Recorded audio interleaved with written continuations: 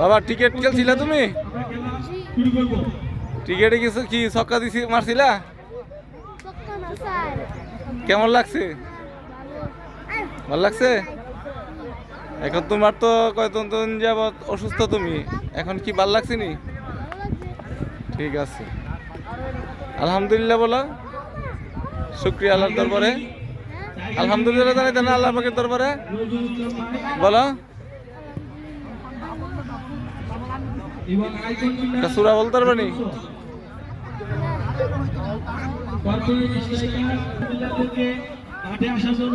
দিয়া মেহেদি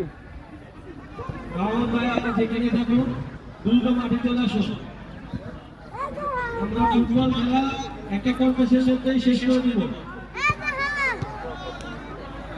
একটা কম্পিটিশন শুরু করব।